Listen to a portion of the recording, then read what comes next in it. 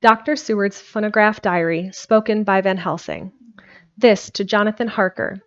You are to stay with your dear Madam Mina. We shall go to make our search, if I can call it so, for it is not search but knowing, and we seek confirmation only. But do you stay and take care of her today. This is your best and most holiest office. This day nothing can find him here. Let me tell you that so you will know what we four already know, for I have tell them. He, our enemy, have gone away.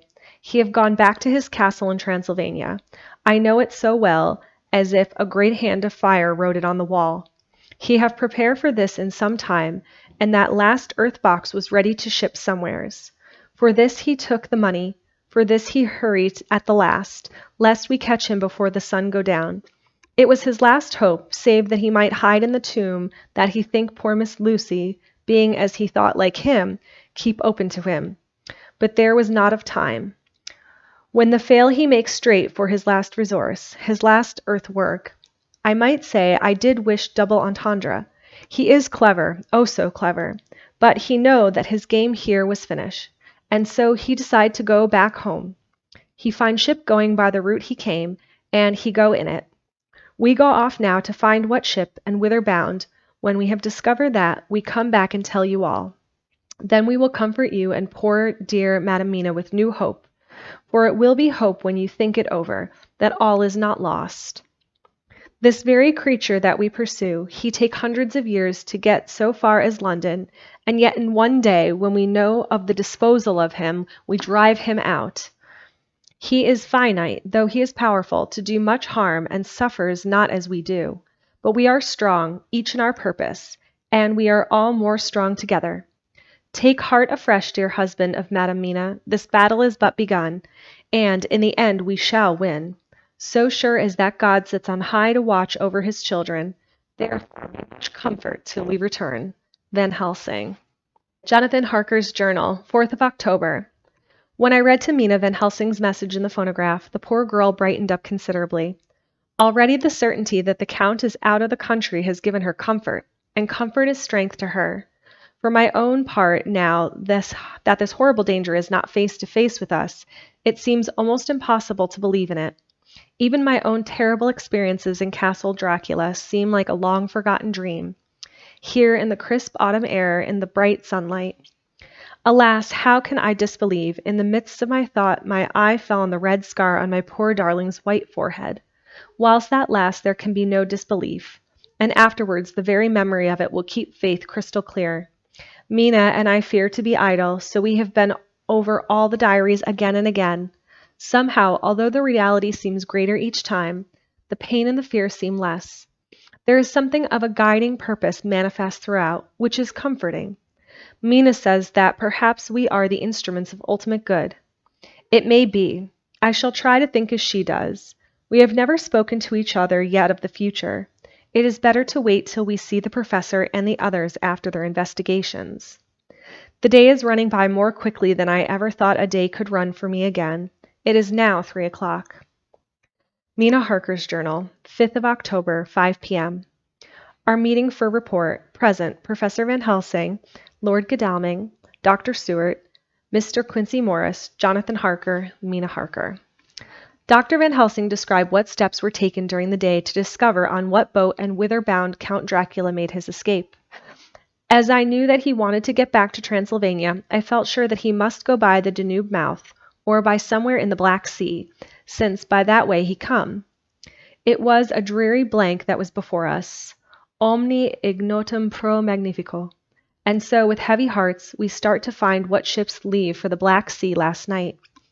He was in sailing ship, since Madam Mina tells of sails being set. They's not so important as to go in your list of the shipping in the Times, and so we go by suggestion of my Lord Godalming to your Lloyd's, where are notes of all ships that sail, however so small. There we find that only one Black Sea-bound ship go out with the tide. She is the Tsarina Catherine, and she sail from the Doolittle's wharf for Varna, and thence on to other parts and up the Danube. So, said I, this is the ship whereon is the Count. So off we go to Doolittle's wharf, and there we find a man in the office of wood so small that the man looked bigger than the office. From him we inquire of the goings of the Tsarina Catherine.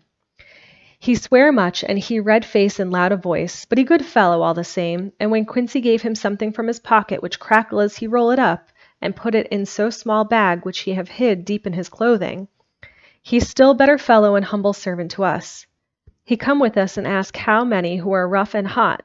These be better fellows too when they have been no more thirsty.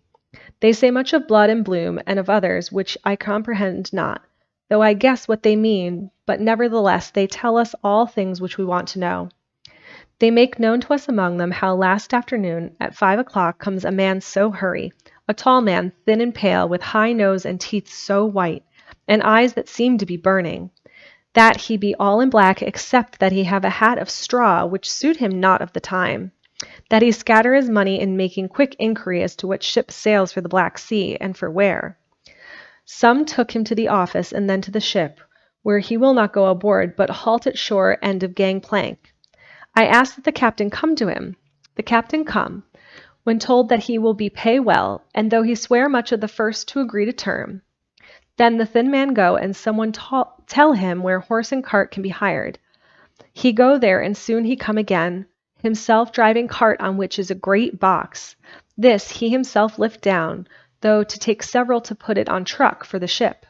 He give much talk to captain as to how and where his box is to be placed. The captain like it not, and swear at him in many tongues, and tell him that if he like, he can come and see where it shall be. But he say no, that he shall not come yet, for that he have much to do. Whereupon the captain tell him that he better be quick with blood, for the ship will leave the place of blood before the turn of the tide with blood. Then the thin man smile and say that of course he must go when he think fit, but he will be surprised if he go quite so soon. The captain swear again, polyglot, and the man make him bow and thank him, and say that he will so far intrude on his kindness as to come aboard before the sailing. Final, the captain, more the red than ever, and in more tongues, tell him that he doesn't want no Frenchmen with bloom upon them, and also with blood in his ship, with blood on her also. And so, after asking where they might be close at hand, a shop where he might purchase ship firms, he departed. No one knew where he went, or Bloomenwell cared, as they said, for they had something else to think of. Well, with blood again, for it soon became apparent to all that the Tsarina Catherine would not sail as expected. A thin mist began to creep up from the river, and it grew and grew, till soon a dense fog enveloped the ship and all around her. The captain swore, polyglot, very polyglot with bloom and blood, but he could do nothing. The water rose and rose, and he began to fear that he would lose the tide altogether. He was in no friendly mood when, just at full tide, the thin man came up the gangplank again and asked to see where his box had been stowed. Then the captain replied that he wished that he and his box, old and with much bloom and blood, were in hell. But the thin man did not be offended, and went down with the mate and saw where it was placed, and came up and stood a while on deck in fog. He must have come off by himself, for none noticed him. Indeed, they thought not of him, for soon the fog began to melt away, and all was clear again. My friends of the thirst and the language that was of bloom and blood laughed, as they told how the captain's swears exceeded even his usual polyglot, and when more than ever full of picturesque, went on questioning other mariners who were on movement up and down the river that hour. He found that few of them had seen any of the fog at all, except where it lay around the wharf. However, the ship went out on the ebb tide, and was doubtless by morning far down the river mouth. She was by then, when they told us, well out to sea. And so, my dear Madamina, it is that we have to rest for a time, for our enemy is on the sea, with the fog at his command, on his way to the Danube mouth. To sail a ship takes time, go she never so quick, and when we start we go on land more quick, and we meet him there. Our best hope is to come on him when in box, between sunrise and sunset, for then he can make no struggle, and we may deal with him as we should. There are days for us in which we can make ready our plan. We know all about where he go, for we have seen the owner of the ship, who have shown us invoices and all papers that can be. The box we seek is to be landed in Varna and to be given to an agent, one Ristix, who will there present his credentials, and so our merchant friend will have done his part. When he asks if there be wrong, or that so, he can telegraph and have inquiry made at Varna, we say no, for what is to be done is not for police or their customs. It must be done by us alone and in our own way. When Dr. Van Helsing had done speaking, I asked him if it were certain that the Count had remained on board the ship. He replied, "We have the best proof of that, your own evidence, when in the hypnotic trance this morning." I asked him again if it were really necessary that they should pursue the Count, for oh, I dread Jonathan leaving me, and I know that he would surely go if the others went. He answered in growing passion at first quietly. As he went on, however, he grew more angry and more forceful, till in the end we could not but see wherein was at least some of that personal dominance which made him so long a master amongst men. Oh, hi, Quirky, thank you. Yes, it is necessary, necessary, necessary, for your sake in the first, and then for the sake of humanity. This monster has done much harm already. In the narrow scope where he find himself, and in the short time when as yet he was only a body groping him so small measure in darkness and not knowing. All this have I told these others. You, my dear Madam Mina, will learn it in the phonograph of my friend John, or in that of your husband. I have told them how the measure of leaving his own barren land, barren of peoples, and coming to a new land, where life of man teems till they are like the multitude of standing corn, was the work of centuries. Were another of the undead like him to try to do what he has done, perhaps not all the centuries of the world that have been, or that will be, could aid him. With this one, all the forces of nature that are occult and deep and strong must have worked together in some wondrous way. The very place where he have been alive, undead for all these centuries, is full of strangeness of the geologic and chemical world. There are deep caverns and fissures that reach none know whither. There have been volcanoes, some of whose openings still send out waters of strange properties, and gases that kill or make to vivify. Doubtless there is something magnetic or electric in some of these combinations of occult forces, which work for physical life in strange way, and in himself were, for the first, some great qualities. In a hard and warlike time he was celebrate that he have more iron nerve, more subtle brain, more braver heart than any man. In him some vital principle have in strange way found their utmost, and as his body keeps strong and grow and thrive, so his brain grow too. All this without that diabolical which is surely of him, for it have to yield to the powers that come from and are symbolic of good. And now this is what he is to us. He have infect you, oh forgive me, my dear, that I must say such, but it is for good of you that I speak.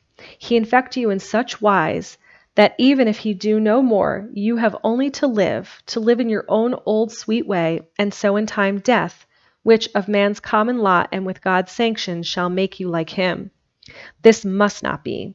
We have sworn together that it must not. Thus are we ministers of God's own wish, that the world and the men for whom his Son died will not be given over to monsters, whose very existence would defame him. He have allowed us to redeem one soul already, and we go out as the old knights of the cross to redeem more. Like them, we shall travel towards the sunrise, and like them, if we fail, we fall in good cause. He paused, and I said, "But will not the Count take his rebuff wisely? Since he has been driven from England, will he not avoid it as a tiger does the village from which he has been hunted?"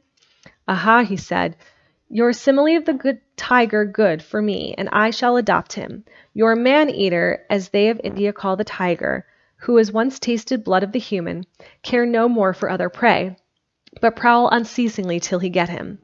This that we hunt from our village is a tiger too, a man-eater, and he will never cease to prowl. Nay, in himself he is not one to retire and stay afar.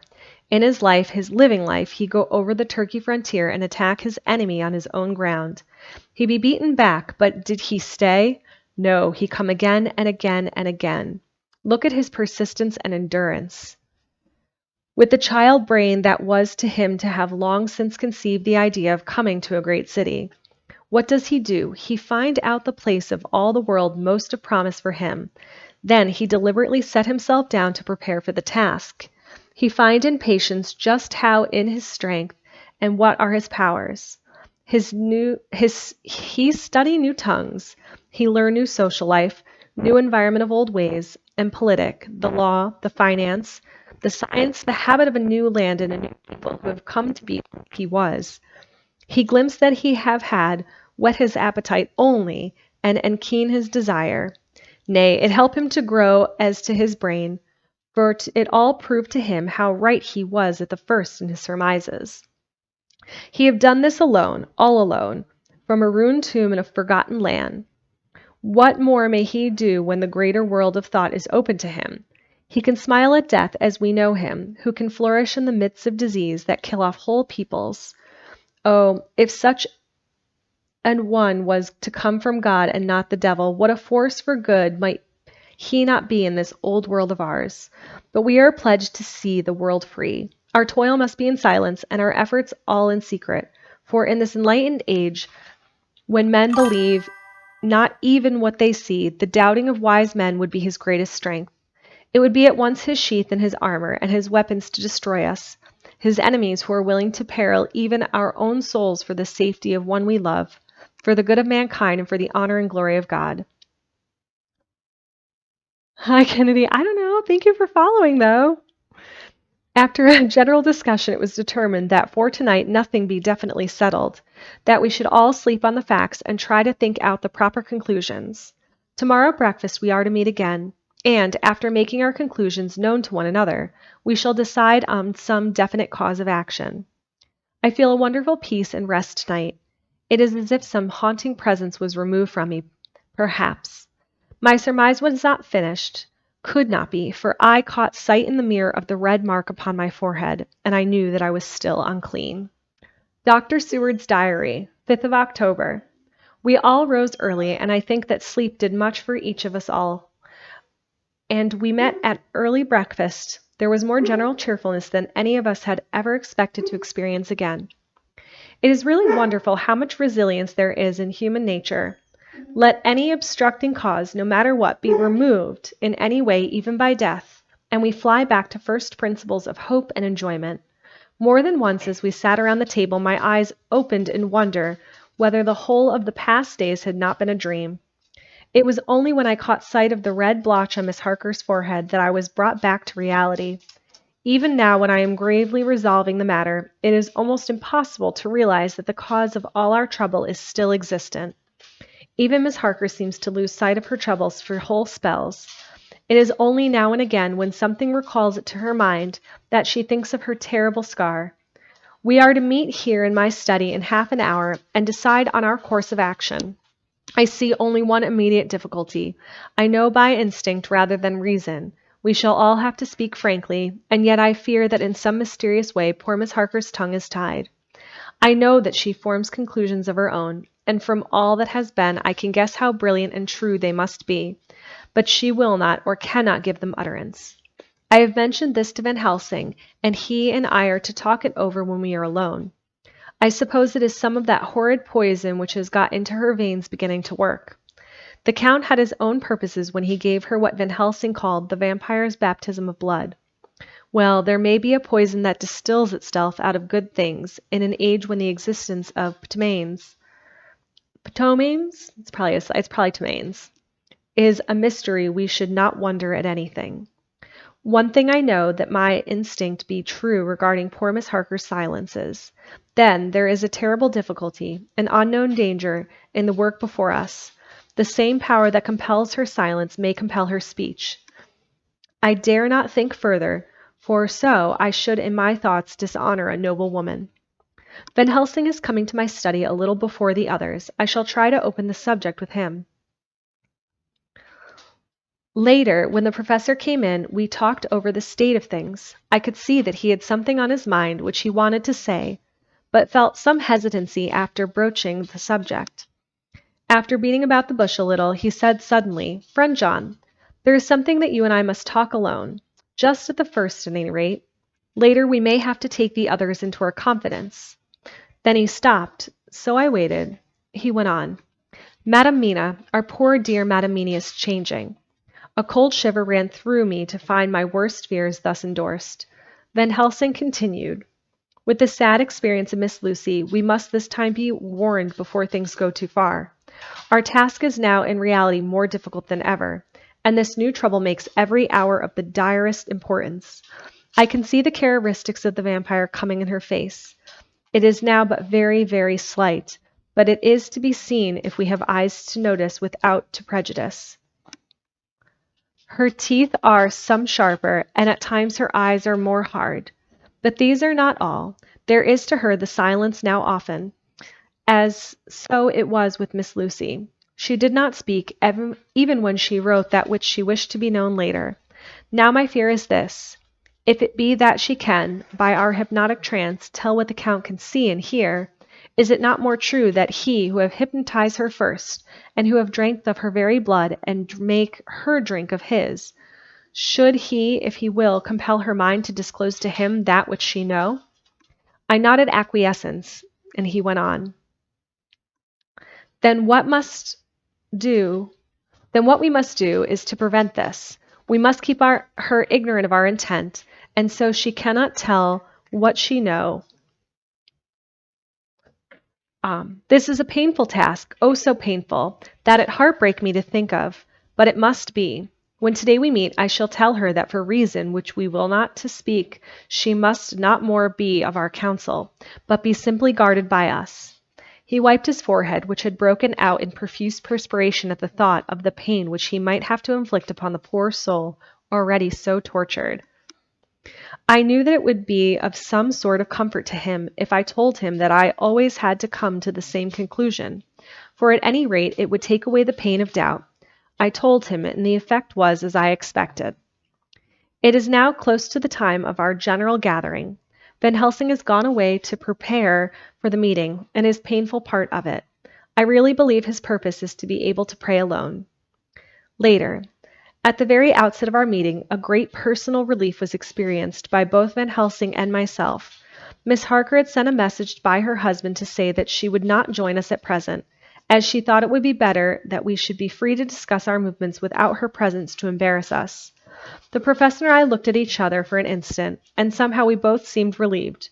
For my own part, I thought that if Miss Harker realized the danger herself, it was much pain as well as much danger averted. Under the circumstances, we agreed, by a questioning look and answer, with finger on lip, to preserve silence of our suspicions, until we should have been able to confer alone. We went at once into our plan of campaign.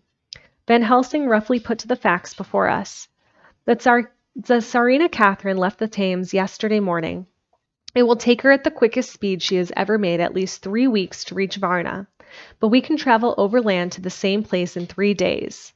Now, if we allow for 2 days less for the ship's voyage, owing to such weather influences as we know that the Count can bring to bear, and if we allow a whole day and night for any delays which may occur to us, then we have a margin of nearly 2 weeks. Thus, in order to be quite safe, we must leave here on the 17th at latest. Then we shall at any rate be in Varna a day before the ship arrives, and able to make such preparations as may be necessary. Of course, we shall all go armed against evil things, spiritual as well as physical. Here Quincey Morris added, I understand that the Count comes from the Wolf country, and it may be that we shall get there before us. I propose that we add Winchesters to our armament. I have a kind of belief in a Winchester when there is any trouble at any sort around. Do you remember, Art, when we had that pack after us at Tobolsk? What wouldn't we have given for a repeater apiece? Good, said Van Helsing. Winchesters it shall be. Quincey's head is level at times, but most so when there is to hunt. Though my metaphor be more dishonor to science than wolves be of danger to man.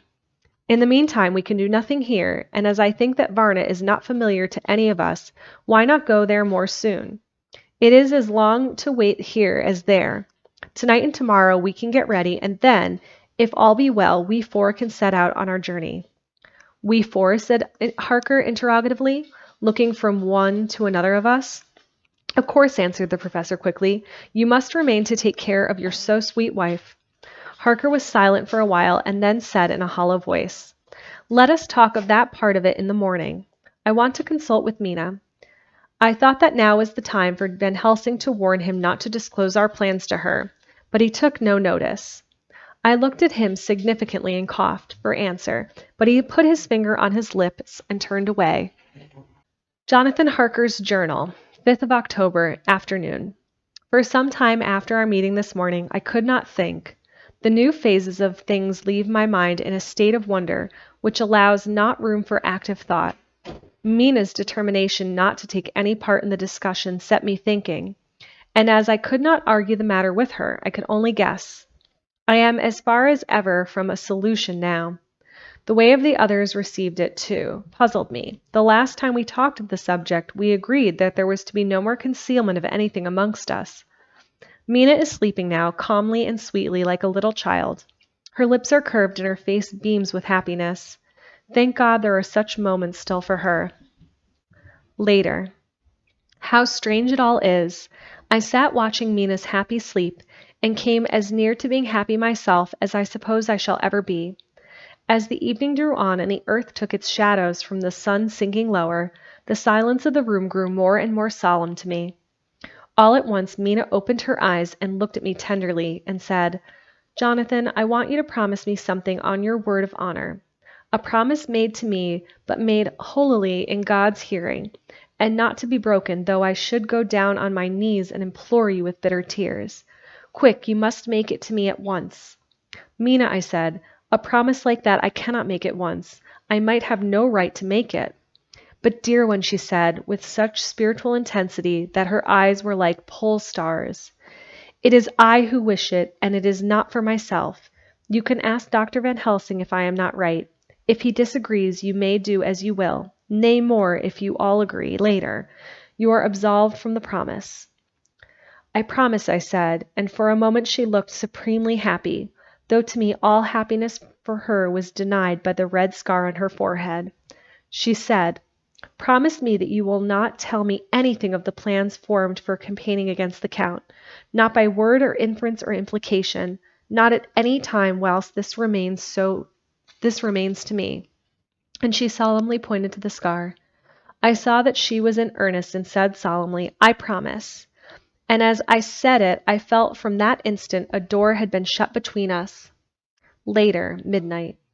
Mina has been bright and cheerful all the evening, so much so that all the rest seemed to take courage, as if infected somewhat with her gaiety. As a result, even I myself felt as if the pall of gloom which weighs us down were somewhat lifted. We all retired early. Mina is now sleeping like a little child. It is a wonderful thing that her faculty of sleep remains to her in the midst of her terrible trouble. Thank God for it, for then at least she can forget her care. Perhaps her example may affect me as her gaiety did tonight. I shall try it. Oh, for a dreamless sleep. 6th of October morning. Another surprise. Mina woke me early, about the same time as yesterday, and asked me to bring Dr. Van Helsing. I thought that it was another occasion for hypnotism, and without question went for the professor. He had evidently expected some such call, for I found him dressed in his room. His door was ajar, so that he could hear the opening of the door of our room. He came at once. As he passed into the room, he asked Mina if the others might come as too. "No," she said quite simply, "it will not be necessary. You can tell them just as well. I must go with you on your journey." Dr. Van Helsing was as settled as I was. For a moment's pause, he asked, "But why?" "You must take me with you. I am safer with you, and you shall be safer too." "But why, dear Madam Mina? You know that your safety is our solemnest duty. We go into danger to which you are, or may be, more liable than any of us from circumstance things have been." He paused, embarrassed. As she replied, she raised her finger and pointed to her forehead. "I know. That is why I must go. I can tell you now whilst the sun is coming up. It may not be able again. I know that when the Count wills me, I must go. I know that if he tells me to come in secret, I must come by wile, by any device to hoodwink, even Jonathan." God saw the look that she turned on me as she spoke, and if there be indeed a recording angel, that look is noted to her everlasting honor. I could only clasp her hand. I could not speak. My emotion was too great for even the relief of tears. And she went on. "When men are brave and strong, you are strong in your numbers, for you can defy that which would break down the human endurance of one who had to guard alone. Besides, I may be of service, since you can hypnotize me and so learn that which even I myself do not know." Dr. Van Helsing said very gravely, Madame Mina, you are, as always, most wise. You shall with us come, and together we shall do that which we go forth to achieve. When he had spoken, Mina's long spell of silence made me look at her. She had fallen back on her pillow asleep. She did not even wake when I had pulled up the blind and let in the sunlight which flooded the room. Van Helsing motioned to me to come with him quietly. We went to his room, and within a minute Lord Godalming, Dr. Seward, and Mr. Morris were with us. He told them what Mina had said and went on. In the morning we shall leave for Varna. We have now to deal with a new factor, Madame Mina. Oh, but her soul is true. It is to her an agony to tell us so much as she has done, but it is most right, and we are warned in time. There must be no chance lost, and in Varna we must be ready to act the instant when that ship arrives. What shall we do exactly? Asked Mr. Morris laconically. The professor paused before replying. We shall at the first board that ship. Then, when we have identified the box, we shall place a branch of the wild rose on it. This we shall fasten, for when it is there, none can emerge. So at least says the superstition. And to superstition we must trust at the first. It was man's faith in the early, and it have its root in faith still. Then, when we get the opportunity that we seek, when none of us are near to see, we shall open the box, and all will be well. I shall not wait for any opportunity, said Morris. When I see the box, I shall open it and destroy the monster, though there were 1,000 men looking on, and if I am to be wiped out for it the next moment. I grasped his hand instinctively and found it was firm as a piece of steel. I think he understood my look. I hope he did. Good boy, said Dr. Van Helsing. Brave boy. Quincy is all man. God bless him for it. My child, believe me, none of us shall lag behind or pause from any fear. I do but say that we may do what we must do. But indeed, we cannot say what we shall do. There are so many things which may happen, and their ways and their ends are so various that until the moment we may not say. We shall all be armed in all ways, and when the time for the end is come, our efforts shall not be lack. Now let us today put all our affairs in order. Let all things which touch on others dear to us, and who on us depend, be complete. For none of us can tell what or when or how the end may be. As for me, my own affairs are regulate, and as I have nothing else to do, I shall go make arrangements for the travel. I shall have all tickets and so forth for our journey. There was nothing further to be said, and we parted. I shall now settle up all my affairs of earth, and be ready for whatever may come. Later. It is all done. My will is made and all complete. Mina, if survived by my sole heir. If it should not be so, then the others who have been so good to us shall have the remainder. It is now drawing towards the sunset. Mina's uneasiness calls my attention to it. I am sure that there is something on her mind which the time of exact sunset will reveal. These occasions are becoming harrowing times for us all. For each sunrise and sunset opens up some new danger, some new pain, which, however, may, in God's will, be means to a good end. I shall write all these things in the diary which my darling must not hear them now. But if it may be that she can see them again, they shall be ready. She is calling me.